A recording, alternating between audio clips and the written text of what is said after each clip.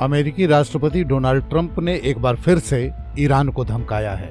उन्होंने truth social पर लिखा कि अगर 48 घंटों के भीतर होर्मुज जलडमरू मध्य नहीं खोला गया तो अमेरिका ईरान के बिजली संयंत्रों पर हमला करेगा। दरअसल ट्रंप ने इस युद्ध को लेकर जो अनुमान लगाया था वह हवाई निकला, बल्कि ईरान ने इस युद्ध में जो स्टैंड लिया उससे यह युद्ध अब तीसरे हफ्ते में पहुंच चुका है। इस बीच तेल की कीमतें आसमान छूने लगी। अमेरिका के सहयोगी देशों पर ईरान लगातार हमले करता रहा। यह भी ध्यान रहे कि अमेरिकी राष्ट्रपति डोनाल्ड ट्रंप ने कांग्रेस के समर्थन के बिना ही अमेरिका को युद्ध में धकेल दिया है। अब सांसद ट्रंप के इस फैसले पर सवाल उठा रहे हैं। आलम यह है कि पेंटागन ने वार फंड के तौर पर 200 अमेरिकी डॉलर का जो अनुरोध किया था वह व्हाइट हाउस में पेंडिंग पड़ा है। इन सारी वजहों से बौखलाए ट्रंप ने अब ईरान के बिजली संयंत्रों पर हमले करने की धमकी दी है।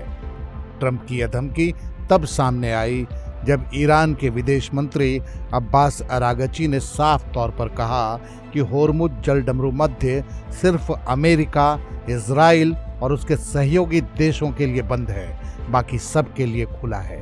अरागची ने कहा कि हमने होर्मुज स्ट्रेट को बंद नहीं किया है, हमारे नजरिए से यह खुला है।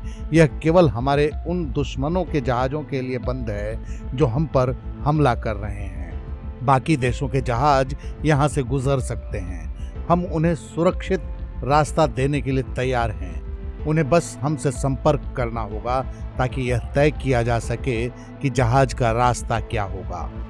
हालांकि युद्ध के शुरुआती दिनों में ईरान की इस्लामिक रिवॉल्यूशनरी गार्ड कोर यानी IRGC ने चेतावनी दी थी कि इस रास्ते से गुजरने की कोशिश करने वाले हर जहाज को आग के हवाले कर दिया जाएगा।